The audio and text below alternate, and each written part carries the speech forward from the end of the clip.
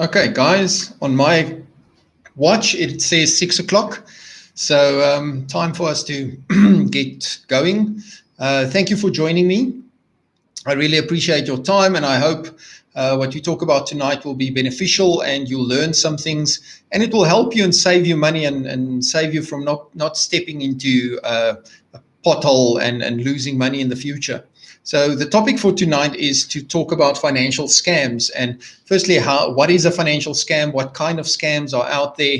And then how to spot them and how to make sure, because a lot of them are very disguised behind business opportunities and investment opportunities and these kind of things. So we need to be diligent and we need to make sure that we actually understand these things so that we don't lose our hard-earned cash.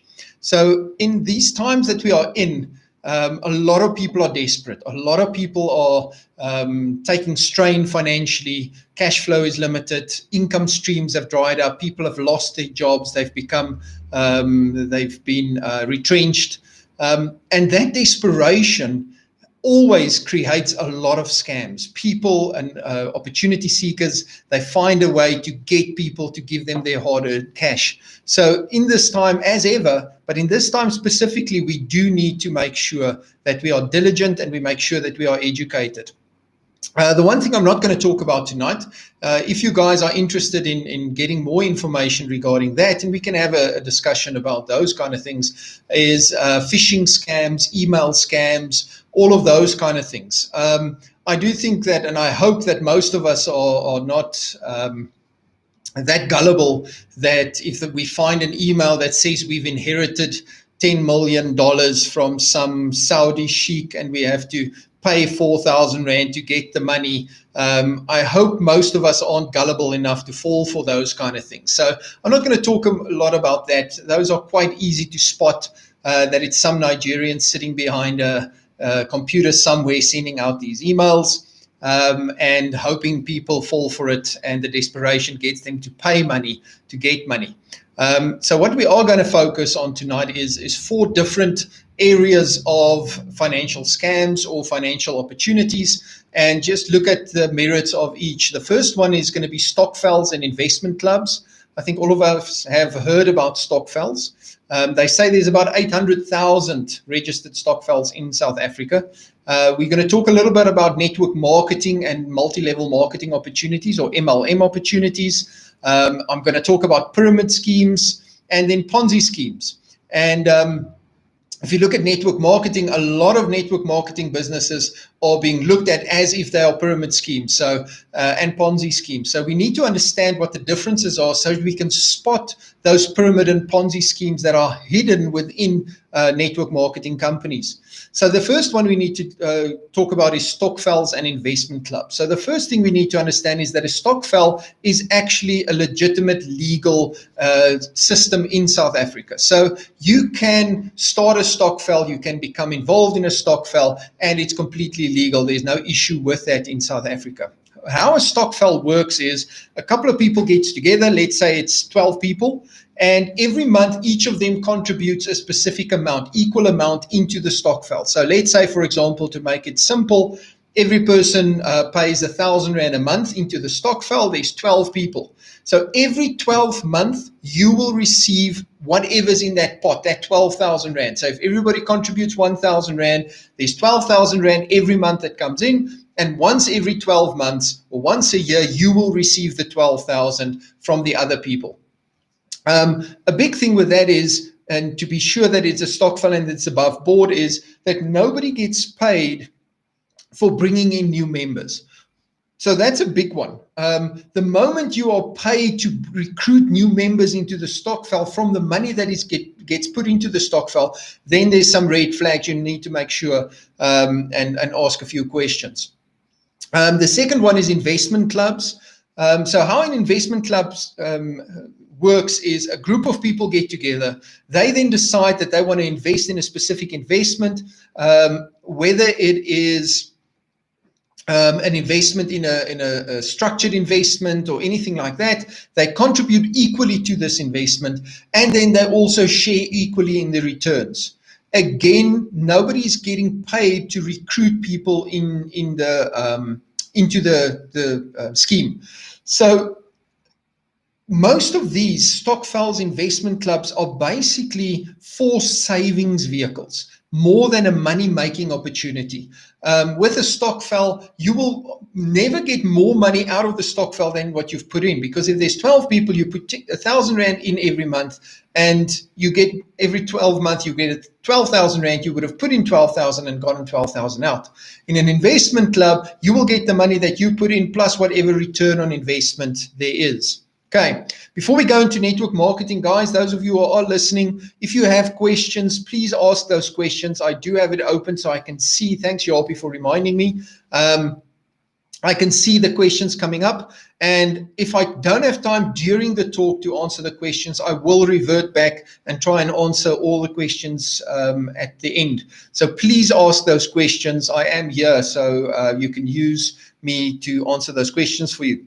The second one is network marketing, or MLM. So this is something that a lot of us have been approached with. We hear a lot of network marketing opportunities that come on, and I've researched this quite a bit over the last 21 years. So network marketing is actually a legitimate business model. And what it does is it's a marketing or a business system that companies use, whereby they find independent distributors or salespeople to market their products directly to the public. These distributors are then encouraged to recruit their own salespeople also as distributors. And this creates a network of distributors on which you will earn overriders, incentives, and bonuses. So basically, you become an independent salesperson or independent distributor for that company, and you can then sell their products for a profit, and you can recruit other salespeople into your network. And the more salespeople you have, the more leverage you create, and you receive overrider on those sales of those distributors and salespeople. So it's a legitimate business model, like most sales organizations. People always look at the structure and they say, well, the structure is a pyramid because you've got one guy at the top. He recruits 3 or 4 salespeople who recruits 3 or 4 more, and it becomes a pyramid. But the fact that it's got the structure of a pyramid doesn't make it a pyramid scheme. If you look at any sales organization, a sales organization has that structure. If you've got a national sales manager with a regional manager, with the district managers, with the branch managers, with the salespeople, you'll see that structure all the time. So that's just the natural structure of any sales organization. So it doesn't necessarily make something a pyramid scheme if the structure looks like a pyramid. So a legitimate network marketing company is an opportunity for people to earn extra income or multiple sources of income. The problem is that this structure is very often used as a disguise for a pyramid or a Ponzi scheme. So most pyramid schemes and Ponzi schemes disguise themselves as network marketing companies. And that's where the problem comes in. How do you make sure that the one that you are looking at isn't a pyramid and a Ponzi scheme? And we'll get to that. I'll give you a few questions later on that you can ask to make sure that you're making the right decision. So let's quickly look at a pyramid scheme. So how a pyramid scheme works is you typically join an opportunity for an initial fee, which is usually disguised as an administration fee, a training fee, something like that. And then you contribute monthly for an illegitimate or a fake product. So what do I mean with an illegitimate or a fake product? That is a product or a service that offers no or very little tangible benefit, or is much more expensive than the value it gives. So if I have this example, I remember years and years ago, there were a few students at Tuks University and University of Pretoria. And what they did is they got this ingenious idea to print certificates. So they basically went to a printer and they printed certificates, which cost them 5 Rand to print for each certificate. And then they started selling those certificates to people for 300 Rand per certificate. And those people could then buy certificates from them and sell them to other people again and earn overrider on those people. Now, that's a typical example of how a pyramid scheme works, because that certificate in and of itself has no value. There's no tangible benefit for the person to buy it, and the certificate itself is not worth 300 Rand. So if you look at a pyramid scheme, usually the product is where you can determine if this is a legitimate business or not. And we'll ask the questions. I'll show you the questions a little bit later. Okay, so you are then paid a percentage of the money paid by other members every month. So usually you pay every month for this product, and because it's not a legitimate product, you basically just pay money into the scheme or into the system. And then when you recruit other people, you will get a percentage of the money they contribute to the system. So usually there's no sale of the product that will take place to any person that is a non-member of the scheme, because the product has no or little value. So let's look at that certificate example again. If I come to you and say, please buy this certificate from me for 300 Rand, then you're going to say, are you insane? Why would I want a 300 Rand piece of paper? But if I tell you, listen, if you join this business, you have the opportunity to recruit other people who buy certificates from you for 300 Rand, and you will earn money from those sales, then you would look at buying that certificate. So the reason you're buying into this is not because the certificate is valuable. It is because you actually want to have the opportunity to buy or to get other people involved. Therefore, 99% of the sales in these kind of schemes happen within the network. Very, very little people buy it from outside the network. The problem with this is more and more people will have to be recruited all the time to sustain the model. Because every time you recruit people, they have to pay out more money and more money, which means more people have to be recruited to keep the model sustainable. And eventually, this model collapses. And most people that has put money into that will never get their money back. Let's look at Ponzi schemes. So a Ponzi scheme is an investment scheme. So where a pyramid scheme is like a business opportunity, a Ponzi scheme is usually disguised as some kind of an investment. The last few years, has been quite a few of these Ponzi schemes masquerading as network marketing businesses. And there's been so many of them coming onto the market and people buying into those kind of things. So let's quickly have a look at Ponzi schemes. So what happens with a Ponzi scheme is, you're usually required to invest in an investment vehicle or a business that will give you unbelievable returns on your investment. So typically, you will put money into an investment, a pure Ponzi scheme. You will put a capital amount in, and they will guarantee or promise you unbelievable returns, like 3% per month, or 5% per month, or whatever the return is that they promise you.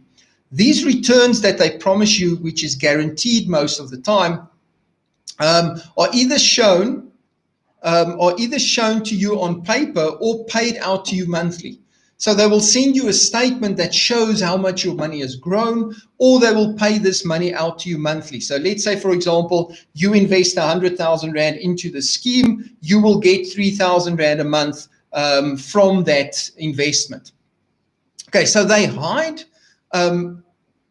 hide this by presumably investing in some up-and-coming sector or new development or something like that. So they make it sound like it's an investment in something that most people won't invest in. It's this new thing, it's this new up-and-coming area or sector in the market that they've now looked at, and there's this massive returns that you can share in. For example, they'll use Bitcoin as a method of investing. They'll use gold. They'll use crowdfunding, loyalty programs, any of those kind of things. They will look at and say, we've got this new system of investing which gives us these enormous returns which you can share in. A typical red flag for this is also when you buy yourself up to different levels to earn more by investing more money or reinvesting your earnings. So if they tell you that if you invest 100,000 Rand, you become a silver member, and then you earn 10% of everybody that you get to invest. But if you invest 150,000, you become a gold member, and now you earn 15% or 20% on people you invest. That's usually a typical red flag.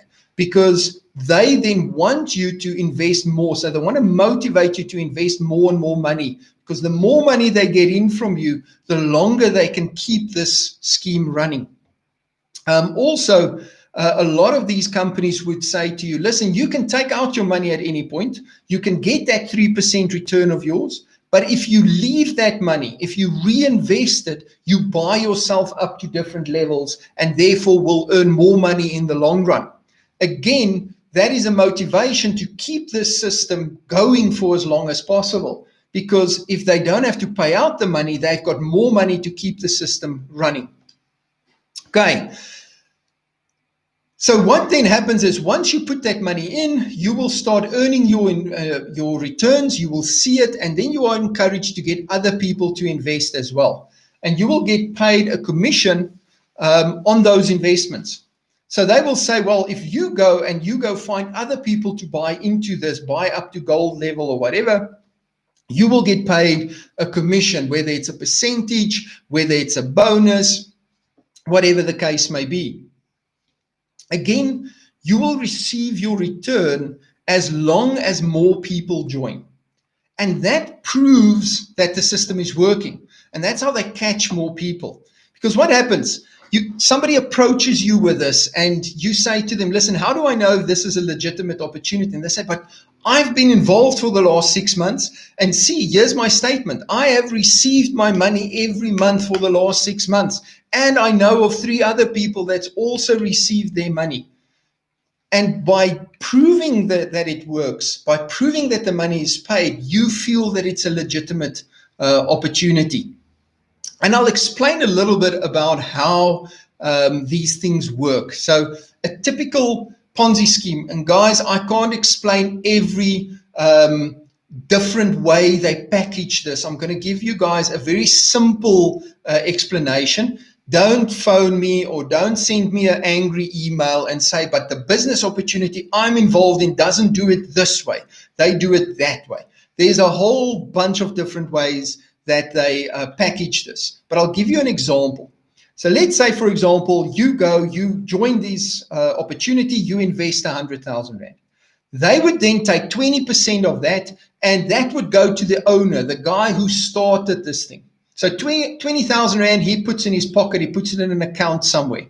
20% goes to the upline. So that percentage gets paid to the people who recruited you or got you involved.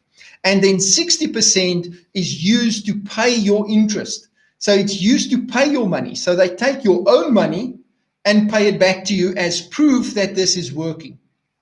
So if you take 100,000, 60% is there to pay your interest, and they guaranteed you 3% per month. That 60,000 can pay you for at least 20 months. So for 20 months, they can keep you going and prove to you that the system is working while there is actually no investment. Okay, I hope that makes sense. It's difficult if I don't have pictures that I can draw. I always draw pictures, but hopefully that makes sense. So what then happens is they then go and you get 10 other people to invest 100,000 each. Now they've got R1 million. That R1 million, 20% goes to the owner. 200,000 he puts in an account somewhere. The other 20% gets paid to the people that to you because you recruited other people. So now you feel that this is a business. I am earning money from this. Look how much money I've earned last month. And then the 600,000 now has to pay 33,000 Rand a month. So it has to pay 30,000 Rand a month to the investors, the new investors, plus your 3,000. But now 600,000 won't pay that money for 20 months. It will only pay it for 15 or 16 months. So the period over which it can cover those expenses reduce. Then they have to get more investors in. More investors mean more cash flow has to go out. More money has to come in to keep it sustainable, but the period over which it's sustainable reduces. And eventually more and more and more people have to come on board every month to keep it going. And unfortunately, at some point, it will collapse because the amount of money coming in will become less than the amount of money that has to go out. At that point, the whole system collapses. And I think for those of you who know MMM, it was a system that was rampant in South Africa a couple of years ago. It was MMM. It was people just putting money in, and they were crowdfunding people for help. You could ask for support, and they would pay money to you. It was this whole thing. And exactly this happened. The money that was paid out got to a point where the money that came in was too little, and the whole thing collapsed. But the owner already put 20% of all those hundreds and hundreds of millions of rands in his own back pocket. So he made huge amounts of money. A lot of people did make money, but most people lost. And that is the problem with a Ponzi scheme. These things can take a long time before it gets to a point where it collapses. It can take years. Bernie Madoff is the biggest Ponzi scheme. Go and Google him. Go read what he did. Over a matter of years, he built a Ponzi scheme to the value of $64.8 billion. I want to say that again. $64.8 billion over probably 20 years in a Ponzi scheme. Eventually, it collapsed. So the fact that people tell you, but this company has been around for 5 years, we've got 3 million people already joined, does not mean that this company is working. It just means that they have extended the lifespan of that company through the way they recruit. And the more they can recruit, the longer this lifespan runs.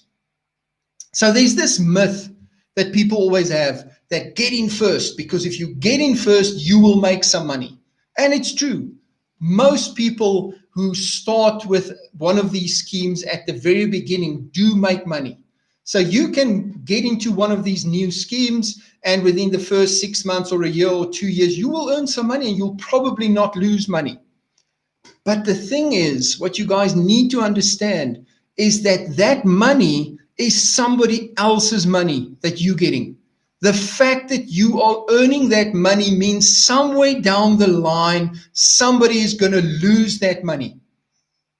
The fact that it's not the person that you know directly, it's not the person, your mom, your uncle, your aunt, your brother, it's not those people, doesn't mean it's less of a detriment to people. You're still stealing money in the long run from people down the line. If there's no value, if there is no product, then you are stealing money from people. I don't care if those are people that you'll never meet, that you never heard about. You have to go and look at that and see, is this morally defensible? The fact that I'm in first and I'm not losing money doesn't make it morally defensible. So if you want to go to bed at night and go to bed and think to yourself, gee, I made some money today. I made some money in this scheme, knowing that somewhere down the line, some old person will lose their pension fund, or some person will lose their life savings because of what I'm doing. You need to really look at yourself in the mirror and say, is this what I stand for? I don't want that. I don't want to go to bed one night and think to myself, I've made $1 million this month, but somewhere down the line, I've taken somebody's pension fund away from them. I've taken somebody's financial security away from them. Then I'm not adding value. So the whole myth of, as long as I get in first, we need to look past that. We need to look a little further than that. So how do we know if an opportunity is a scam? I think all of us that's listening today have been approached with somebody somewhere that's got this opportunity, that's working and that's working for them, and they're so excited about it. So there's a few questions that I would give you that you can ask these people. The one thing, and the first thing I want you to know, is trust no one. I don't care if it's your brother. I don't care if it's your best friend from school. I don't care if this guy is the pastor at church. Trust no one. Trust yourself and your gut instinct. And when I say that, I'm not saying that the pastor from church is going to come and consciously cheat you out of money. But he doesn't know, he hasn't been educated. So he's going to tell you what he's learned. And if he doesn't understand how these things work, he's going to convince you without really knowing what he's doing. So when I say trust no one, I mean educate yourself and trust your own gut feeling. One thing I want you to understand is past success does not guarantee future success. I'm going to say that again. Past success does not guarantee future success. Guys, people get recruited into these schemes because they see money on a statement. They see money in a bank account. The fact that that person has earned money doesn't mean the system is legit or successful. It just means that at this point, they are still pushing that thing forward until it eventually collapses. So past success does not guarantee future success. Get away from this thing of, oh, how much money have you made? Gee, okay, that's great. Let me join. That's not how you determine if something is a scam or not. So here's some questions. The first question is there a legitimate product or service sold at a market-related price? That's the first thing. What is this company's product? What are they selling? What is their service? What are they offering? What is the benefit they are giving people? And would I pay this money for that benefit? And that's the second question. You ask yourself, will I buy this product or service if I had no opportunity attached to it? So if somebody didn't approach me with a business opportunity and I could make some money, would I still buy this product? Will I still use this service? And if you say, if this toothpaste is like 120 Rand for a tube, I'm not going to buy it unless I'm part of the business. Then do not get involved in the business, because the product needs to be sustainable and legitimate. The third question is, where does most of my revenue come from? Is my revenue coming from sales of the product or service, or is my revenue coming from recruiting? And recruiting includes people that buy into the business and have to buy product up front to sell. If most of your money is made by getting other people to buy product which they can sell again, you need to have red flags go off. If most of your money is made from the legitimate sale of the product, then it's a legitimate company. Number 4. Am I being paid a portion of the profit generated from the sale of a product or a service, or am I earning a percentage of someone else's investment? Guys, again, if you go and you have to, you get money directly from somebody else's investment. If somebody invests 10,000 Rand, 20,000 Rand, or 100,000 Rand, and you get 10% or 15% directly from the amount that they are investing, it is a Ponzi scheme. You do not get that money. You shouldn't get that money, because then it's just money changing hands. Here's the problem. Already when people are explained these Ponzi schemes, they are given these unbelievable returns. Let's go back to my example of 3% return per month on your investment. So if you get 3% per month, that investment of yours should give you 36% return per annum. Now just think of it logically. How many investments have you seen in the last couple of years that give you 36% return? But it gets worse than that. The moment 20% of that money is paid to the upline for commission, 20% is kept by the company or the owner or whoever you want to call, that means there's only 60%. There's only 60,000 Rand left that should give you 3,000 Rand a month. Suddenly, that investment should make 60% return per annum just to pay the investment back. Does that make sense? Does it make sense that guaranteed an investment will give you 60% return per annum every single year? And if you think about it that way, it does not make sense. Those things do not happen. Okay, the fifth one is, a lot of these schemes say that you don't pay any fees for the investment. The investment is for free. You just put your money in. The question you have to ask yourself is, if I invest my money and there's no fees charged on my investment, how is this company making money? Where does their money come from? Because no company is going to do this, build platforms, build marketing plans, build infrastructure, go out and have events without money coming from somewhere.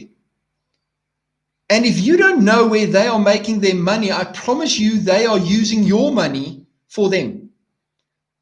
So you have to ask that question, what is the cost? What is the fees on this investment of mine? And secondly, how does the company earn their return or their money? Number 6, this is one I enjoy, and a lot of people get almost offended when they talk to me and I ask them this question. And the question is this: who do I sue? So if I don't get my money back, who do I sue? Who is the person at the end of the line that I can take to court and say, I want my money back? And usually when you ask people this question, they can't answer you. They will give you this big hoo-ha about this international company that's located somewhere in some European country, and they're all over the world, and they now have a company in South Africa. The question is, who do I sue? Do I sue the South African company? Do I sue the company in the UK? Do I sue the company in one of the East Bloc countries? I don't know. Who do I sue? And once they tell you who you sue, you then go do your research around that company. Because it's pointless you sue a company and the company was registered 6 months ago and has no assets. Then what are you going to sue? You're going to just throw more bad money after good money. So if you don't have a company to sue, then don't put your money there. Because if they walk away with your money, you have no avenue. You can't go anywhere. Okay. The other thing is understand the compensation plan. You need to understand if it's a business opportunity and it's a legitimate business opportunity, they need to be able to explain to you properly so that you understand where your money is coming from. Do not take at face value when they say, you don't have to understand how the system works, just believe that the system works. Because see, this is what I've earned. Go back to my first one. Past success does not guarantee future success.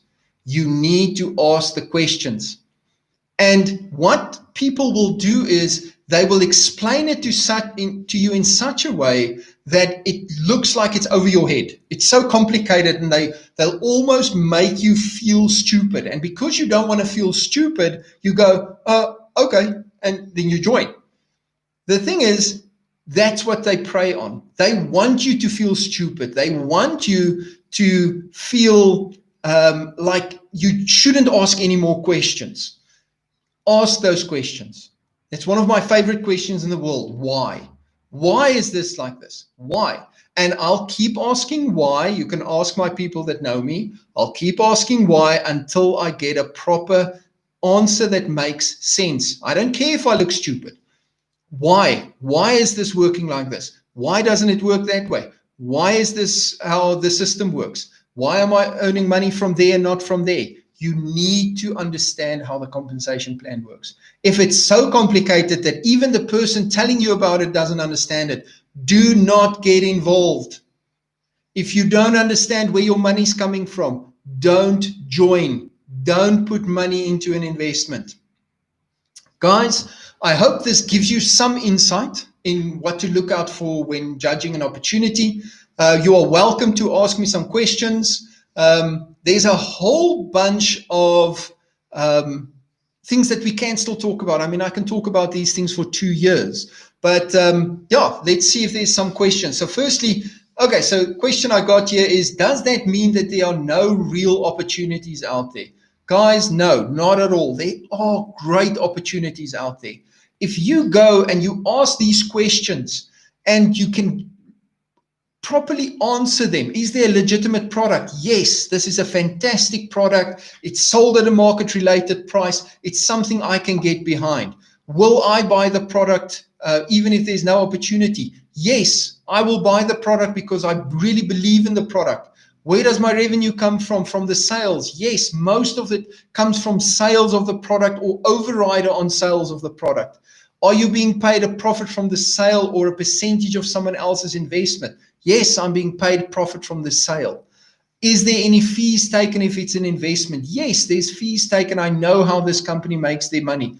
If you can answer all of those questions, you have a good opportunity. And then take it. Take the time, take the effort, put it in and become a success, because there are great opportunities out there for you to become successful.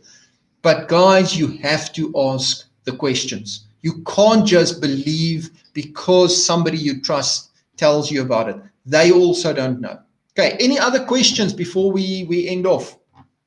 I'll give a few seconds. Okay, 10, 9, 8. Okay, we just got a comment from Jark. Yeah, Jark, thanks. He says useful info. Thanks for sharing. It's so easy to fall for these types of things. It is, because these people are very convincing, especially if it's somebody close to you. If it's somebody that you trust that comes to you and says, but look what I've done. Look how much money I've made. And then we have, if we use the millennial slang, YOLO, FOMO, fear of missing out. We don't want to miss out. So we're always scared that, geez, just now I don't take this opportunity. He makes all the money and I sit and I miss that opportunity. Don't go there. Ask your questions. Take your emotion out of it and look at it logically. If you have a coach, if you have a wealth strategist, talk to them and ask them to help you make these decisions. If you joined and you realize that it is a scheme, Jakes, if you join and you realize that it is a scheme, how do you get out? Can you get your money back, or do you cut and run? The first thing, Jake, is I wouldn't put more money in. So it's pointless to throw more bad money after good money. So if you go and you say, I think this is a scheme, you try and pull your money out as far as you can, as quickly as you can. If they start running around, they start giving you the slip, etc., etc. If you want to hand them over, send them a letter, hopefully they are in that point in the business where they still want to continue. They don't want the negative connotation. So they'll maybe just pay you off to get your money out. But most of the time when these things collapse, people have very, very little recourse. Because what happens is once that business gets liquidated, and you put a claim, and this is something that a lot of people don't understand. If the company gets liquidated and you are a creditor, you claim against that company, you say to that company, listen, this company owes me money. The creditors, the liquidators can then come to you and ask you to contribute towards the company to pay all the creditors an equal amount. So they can come to you and say, listen, the company owes you 100,000 Rand. You have to add another 20,000 so that we can pay everybody 1 Rand per 1,000. So we're going to pay you 10,000 Rand back. So, yeah, a lot of these kind of things is once the thing collapses, there's not a lot of recourse. That's why you have to make sure beforehand, before you get in, that you are in the right thing. Brian, have you had your fingers burned before? And were you able to get your money back? Brian, yeah, luckily, I've made some mistakes. Years and years and years ago, I joined a company, a network marketing company, when I was still very young and started to research. I did buy, it was one of those companies where you had to buy like 10,000 Rands worth of products. And that years ago, that was quite a lot of money. I bought the products. And then realized that the business is not about selling the products. It's more about recruiting and getting other people to buy products. I eventually did withdraw. I only got back, I think, 40% of the money I've put in. So I lost about 6,000 Rand there. So I have had my fingers burned. But luckily it's been negligible because I do ask a lot of questions. Okay, guys. Thank you very much. If you have any questions, if you weren't comfortable to ask it on this platform, please contact us at info@retirehappy.co.za. You can phone us at 087-809-0603. I will be happy to help as far as I can and give some advice. Thank you for joining me, and I'm looking forward to seeing you at our next webinar. Cheers, everyone.